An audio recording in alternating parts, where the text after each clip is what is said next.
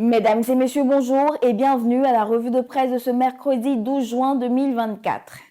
La présidentielle 2025 est dans les esprits de tous les principaux états-majors politiques et Mou Sylvestre, le secrétaire exécutif du PDCI RDA, au détour d'une interview avec le Nouveau Réveil, estime que le PDCI du président Thiam fait peur aux gens d'en face. Ils ont peur de l'affronter. Pour lui, poursuit-il, ils n'ont pas compris qu'il faut vivre une nouvelle ère et le rassemblement prédit un clash à l'horizon au PDCI. Le journal montre comment Billon prépare sa rébellion et présente les deux schémas qui s'offrent à lui.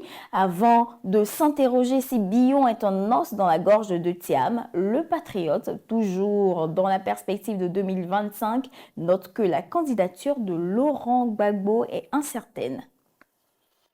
Le journal est formel pour dire que le doute s'installe au PPACI, des noms circulent comme potentiels candidats. Le Temps, journal proche du PPACI, rend compte de la rencontre du comité de contrôle du PPACI. Aux sorties de la rencontre, le comité de contrôle recommande la consolidation de l'alliance avec le PDCI RDA et l'intelligent d'Abidjan tend son micro au député Soro Kanigui qui fut très proche de Guillaume Soro. Il se propose de rencontrer Guillaume Soro qui, selon lui, a consenti d'énormes sacrifices. Pour être plus complet sur la présidentielle 2025, Yao Fueni, président de Pro-Côte d'Ivoire, s'ouvre à notre voix. Selon lui, Ouattara, Gbagbo, Soro et Blé Goudé ne doivent pas être candidats et présidents. Le débat sur la modification du code pénal se poursuit. Le Matin, qui était au Sénat hier, rapporte que la loi a été votée à une écrasante majorité des sénateurs.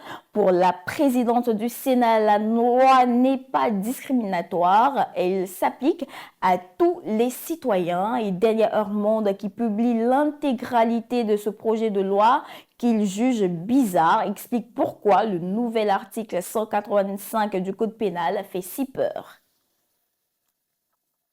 Sur tout autre sujet, le mandat s'intéresse à la fête de Tabaski et écrit que pour lutter contre la hausse des prix des moutons, plusieurs sites sont ouverts. Dans le district d'Abidjan, Le Jour Plus, de son côté, ouvre avec le concours d'entrée à l'ENA. Le confrère informe que sur 40 000 inscrits, il n'y a que 500 places à pourvoir. Fraternité Matin évoque le Hajj 2024, singulièrement le refoulement des pèlerins ivoiriens et assure que la Côte d'Ivoire n'est pas concernée. L'Expression, de son côté, rend compte des tractations et négociations entre la Côte d'Ivoire et les États-Unis dans le cadre de la lutte contre le terrorisme et l'installation de nouvelles bases. Avant de terminer, jetons un coup d'œil sur la une de Soir Info qui nous rapporte qu'à Bingerville, en compagnie de ses amis, un homme meurt d'overdose après plusieurs verres et un défi de boire 5 bouteilles de liqueur. Terminons à l'international au Mali où l'Inter évoque les avocats de Kassoum Goïta qui dénoncent l'enlèvement de ce dernier. Mesdames et messieurs, voici ainsi égrené l'essentiel de l'actualité de ce jour. Nous vous donnons rendez-vous demain, même heure, même canal. D'ici là, portez-vous bien.